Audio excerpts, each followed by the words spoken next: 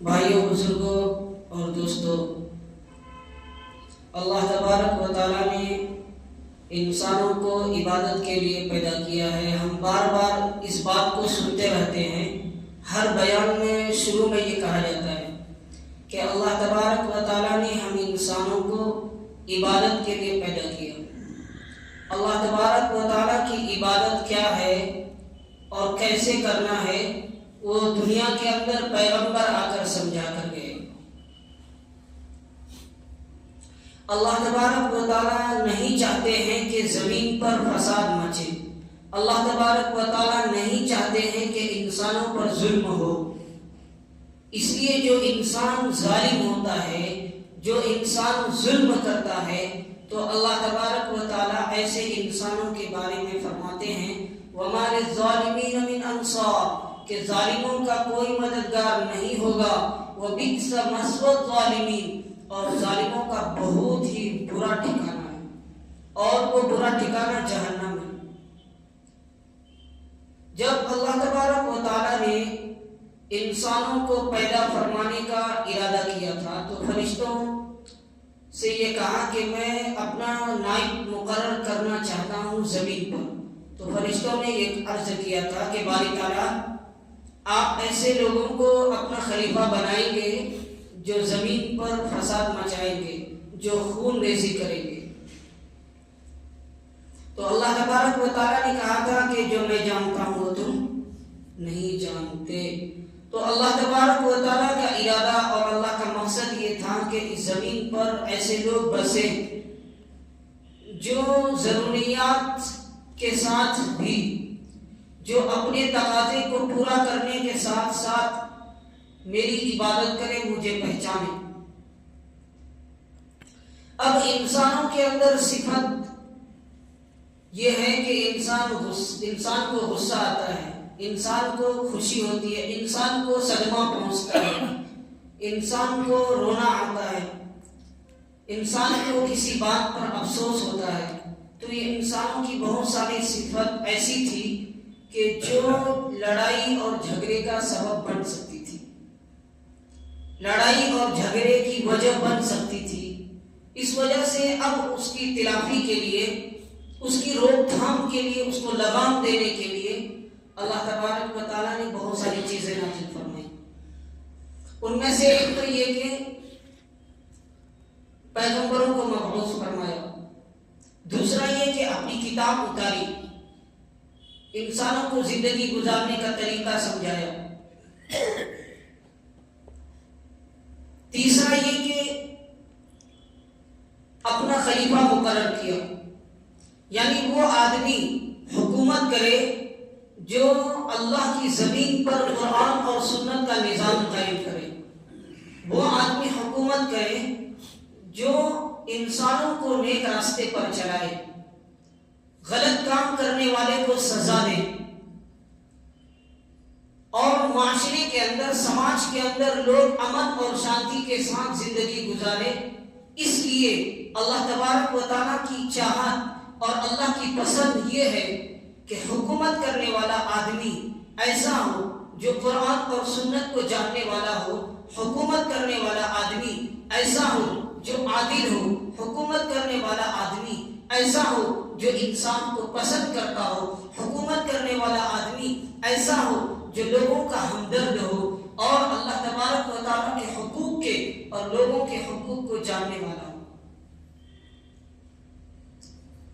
تبھی معاشرہ اور سماج کے اندر امن اور شانتی قائم ہو سکتی ہے، اور اللہ تبارک و تعالیٰ کا مقصد بھی پورا ہو سکتا ہے۔ ورنہ اگر اس کے برخلاف ہو جائے، اس کا الٹا ہو جائے، پھر نہ تو اللہ کا مقصد پورا ہوتا ہے اور نہ ہی سماج اور معاشرے کے اندر امن اور شانتی قائم ہو سکتی ہے۔ جب ایسا آدمی کہ جو حکومت کا اہل نہ ہو، ایسا آدمی جب حکومت پر بیٹھتا ہے تو ایسے کے بارے میں اللہ کے رسول صلی اللہ علیہ وسلم کا فرمان کیا ہے وہ ذرا دیکھیں۔ ایک صحابی آئے، عرض کیا یا رسول اللہ قیامت کب آئے گی؟ قیامت کب آئے گی؟ آپ نے فرمایا کہ جب نااہلوں کے ہاتھوں میں حکومت آ جائے، نااہل مطلب جو لائق نہیں ہے، جو نالائق ہے، جو قابل نہیں ہے کسی کام کے. ایسا ناقابل آدمی جب حکومت پر بیٹھے تو سمجھ لو کہ قیامت آنے والی ہے. اس وقت تمہارے لیے زمین کے نیچے کا حصہ بہتر ہے زمین کے اوپر کے حصے سے. اس کا مطلب کیا؟ اس کا مطلب یہ ہے کہ زندہ رہنے سے مر جانا بہتر ہے. زندہ رہنے سے مر جانا بہتر ہے. تو ہم صورتحال ایسی ہی دیکھتے ہیں. یہ بات دھیان میں رکھیے کہ شرک کے ساتھ حکومت چل سکتی ہے. ہمارے اکابرین امت فرماتے ہیں کہ شرک کے ساتھ حکومت چل سکتی ہے لیکن ظلم کے ساتھ حکومت نہیں چل سکتی. کہ جو جب ظلم شروع ہوتا ہے تو وہ حکومت قائم نہیں رہ سکتی ہے، اس میں توڑ پھوڑ فساد پیدا ہو جاتا ہے. ہم دیکھتے آ رہے ہیں کہ کیسی کیسی طاقتور شخصوں کی حکومت دنیا کے اندر قائم ہوئی اور ان کا ستیہ ناش کیسے ہوا، کیسے برباد ہوئے. کیسے کیسے طاقتور لوگ آئے. فرعون آیا، ظالم، اتنا بڑا ظالم بادشاہ تھا کہ وہ بنی اسرائیل کو قتل کرتا تھا، بنی اسرائیل کے اوپر ظلم کرتا تھا، بنی اسرائیل میں ہونے والے بچے کو مار دیتا تھا. اس زمانے میں دو طبقہ کے لوگ تھے، ایک فرعون کو ماننے والے اور ایک فرعون کو نہیں ماننے والے. تو جو لوگ فرعون کو ماننے والے تھے ان کو قبطی کہا جاتا تھا، قبطی، اور نہ ماننے والے ان کو بنی اسرائیل کہا جاتا تھا. تو یہ فرعون جو ہے نا، نہ ماننے والے یعنی بنی اسرائیل وہ اقلیت میں تھے، وہ تھوڑے میں تھے، کم تھے. تو بنی اسرائیل پر وہ بہت ظلم کرتا تھا. اب وہ خدائی کا دعویٰ کرتا تھا کہ میں خدا ہوں، میرے پاس طاقت ہے، میرے پاس پاور ہے، میں خدا ہوں، میں تمہارا رب ہوں، مجھے خدا مانو. تعجب کی بات ہے کہ اس زمانے میں اس کو خدا ماننے والے لوگ بھی موجود تھے. اس کو خدا ماننے والے لوگ بھی تھے، موجود تھے جو اس کو خدا مانتے تھے. ایسے لوگ بھی البتہ ہوتے ہیں ہر زمانے میں. تو اپنے ہی بادشاہ کو کیا کیا؟ خدا مان لیا کہ ہاں بالکل صحیح کہہ رہے ہیں آپ ہی خدا ہیں. تو فرعون کے اوپر ایمان لانے والا آدمی کچھ نہیں ہوتا تھا، اس کے اوپر ظلم نہیں، اور جو اس سے انکار کرتا تھا اس کے اوپر ظلم کرتا تھا. کسی نے کہا تھا کہ تمہارے زمانے میں ایک ایسا لڑکا پیدا ہونے والا ہے، ایک ایسا شخص آنے والا ہے جو تمہارا مقابلہ کرے گا اور تمہاری حکومت کا بیڑا غرق ہو جائے گا. تو اس نے کیا کہنا شروع کیا کہ اب ایسا کوئی شخص نہ آئے، اس کے لیے قتل کرنا شروع کر دیا. جو بھی بچہ پیدا ہوتا تھا اس کو قتل کر دیتا تھا، اور جو بچی پیدا ہوتی اس کو چھوڑ دیتا تھا، تاکہ کوئی ایسا آدمی ہمارا مقابلہ کرنے کے لیے آئے ہی نہ، ایسا کوئی پیدا ہی نہ ہو. کسی نجومی نے کہا تھا اس کو. خیر، تو اللہ تبارک و تعالیٰ کا فیصلہ زبردست ہوتا ہے، کیونکہ انسان جو تجویز کرتا ہے، انسان جو مکر کرتا ہے، مکر کا مطلب پلاننگ کرتا ہے، انسان جو اپنے دماغ میں جو پلاننگ کرتا ہے اس سے کہیں تر بہت زیادہ بالا تر اللہ تبارک و تعالیٰ کی پلاننگ ہے، اللہ تبارک و تعالیٰ کی تجویز اور اللہ تبارک و تعالیٰ کا منصوبہ ہے. وَمَكَرُوا مَكَرَ اللَّهِ، انسانوں بھی تجویز کرتے ہیں اور اللہ بھی تجویز کرتا ہے. انسان بھی پلاننگ کرتا ہے اور اللہ تعالیٰ بھی پلاننگ کرتا ہے، لیکن فرق کیا ہے؟ وَاللَّهُ خَيْرُ الْمَاكِرِينَ، اللہ تبارک و تعالیٰ سب سے بہترین منصوبہ بنانے والا، سب سے بہترین پلاننگ کرنے والا اللہ ہے. تو کیا انسانوں کے لیے کیا کیا پلاننگ وہ پہلے سے کر کے رکھتا ہے انسان کو معلوم نہیں ہوتا. تو ابھی فرعون کو معلوم نہیں تھا کہ میری پکڑ آنے والی ہے. اللہ تبارک و تعالیٰ کے یہ اصول ہے، سنستدرجهم من حيث لا يعلمون، کہ ہم ان کو ایسا گھسیٹیں گے کہ ان کو معلوم بھی نہیں پڑے گا، ان کے گمان میں بھی نہیں ہوگا کہ میری پکڑ کیسی ہونے والی ہے. تو فرعون کو معلوم نہیں تھا کہ کہ میری پکڑ سخت ہونے والی ہے. اس کو پتا نہیں تھا, وہ اپنی طاقت اور اپنے پاور کے نشے میں خدائی کا دعویٰ کر رہا تھا. قرآن کا اصول اور اللہ کا اصول اس کو پتا نہیں تھا کہ القریب ان کی پکڑ آنے والی ہے. کہ قرآن کریم میں جیسا کہ اللہ نے فرمایا سنستدرجہم من حیث لا یعلمون, کہ ہم ظالموں کو گھسیٹتے ہیں دھیرے دھیرے. القریب ہم ان کو دھیرے دھیرے گھسیٹیں گے, عذاب میں پکڑیں گے کہ ان کو معلوم بھی نہیں ہوگا, ان کو گمان میں بھی نہیں ہوگا. تو فرعون کو ابھی معلوم نہیں تھا کہ میرا کیا ہونے والا ہے, لیکن اس وقت ان کو اسے پتا چلا جب وہ پانی کے اندر غرق ہوا, پانی میں برباد ہوا.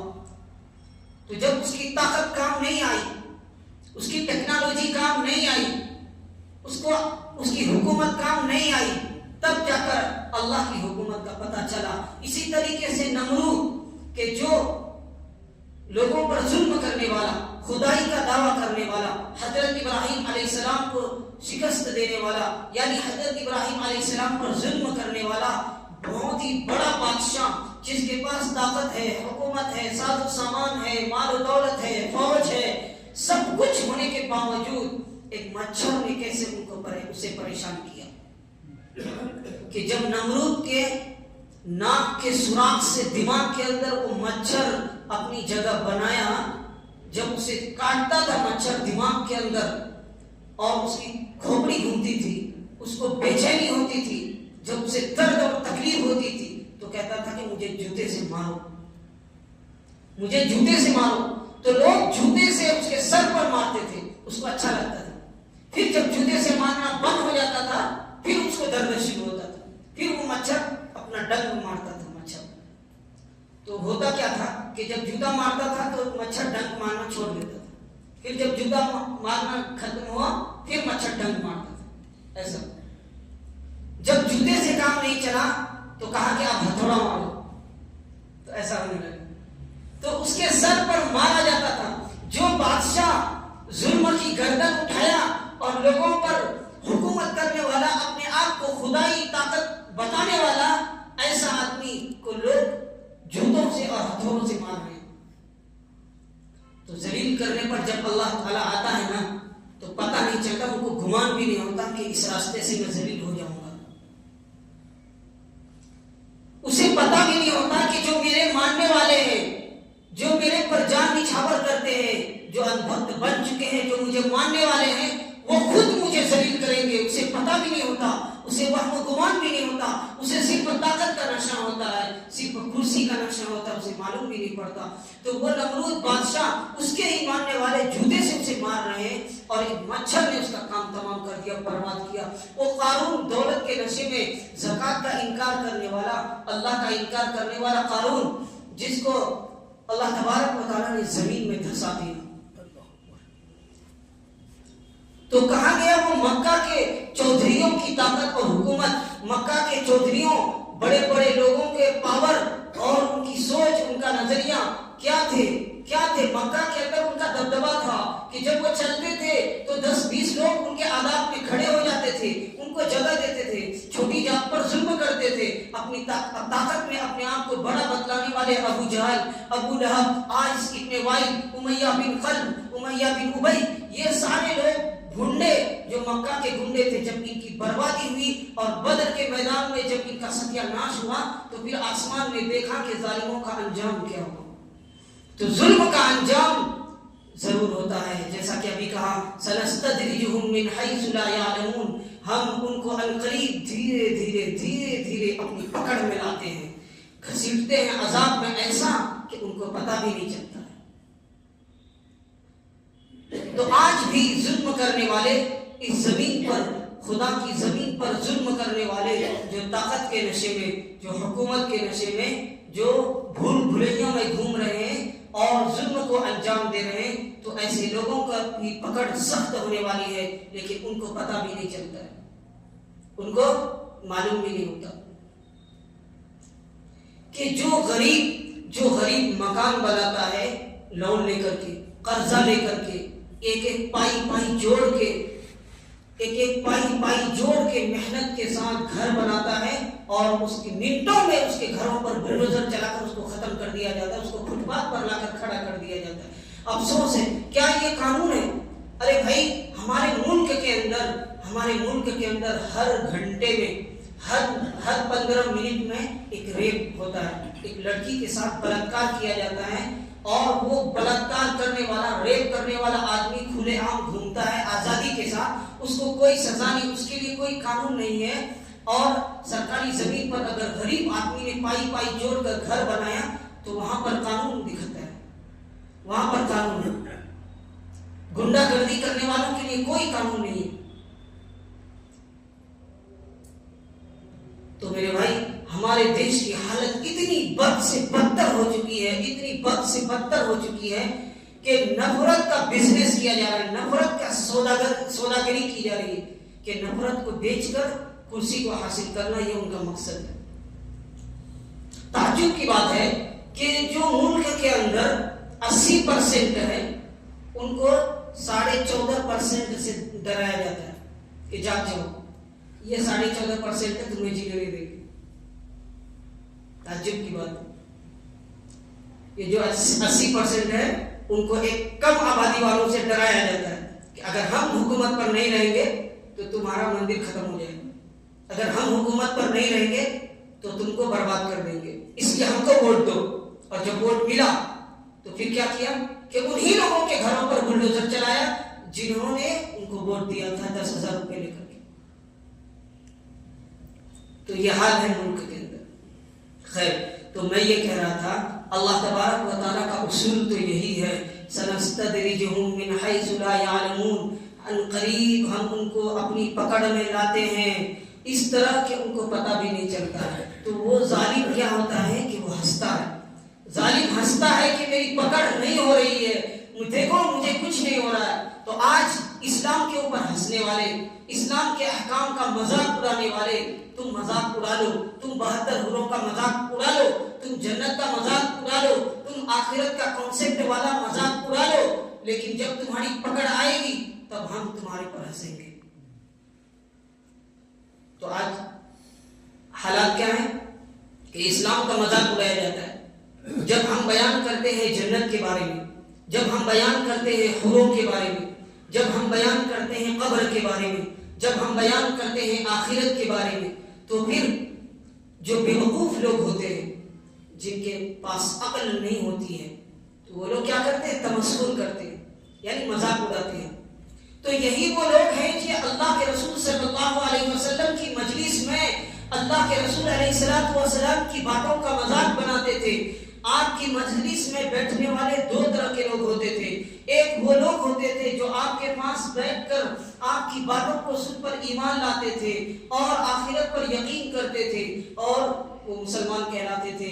دوسرے وہ لوگ تھے کہ جو آپ کی مجلس میں بیٹھتے تھے ضرور تھے لیکن بعد میں جا کر کے آپ کی باتوں کا مذاق اڑاتے تھے، یہ منافق لوگ تھے۔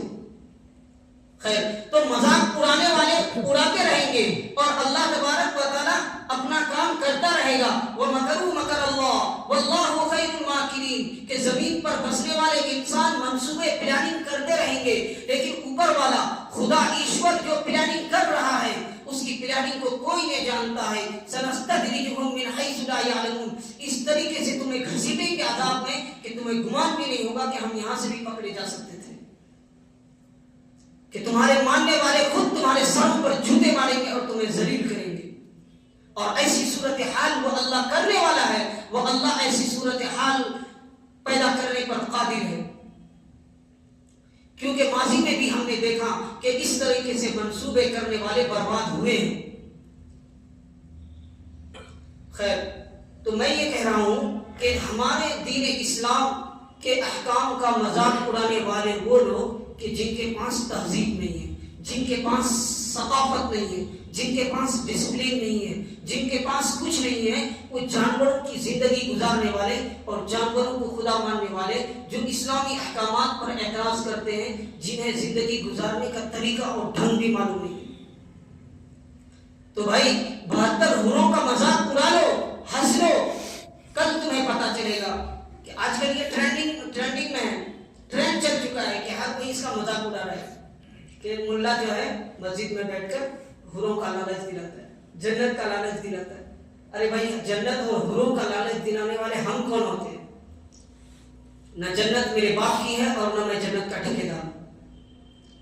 اگر اللہ تبارک و تعالیٰ کافروں کو بھی جنت میں داخل کر دے تو یہ اللہ کی مرضی ہے، ہمیں اس سے کوئی اعتراض نہیں، لیکن ہم وہ حقیقت بیان کریں گے جو اللہ نے بھیجا ہے۔ اللہ تبارک و تعالیٰ نے جو احکامات اتارے، جو قانون بتائے، وہ قانون بتانے والے ہم ہیں۔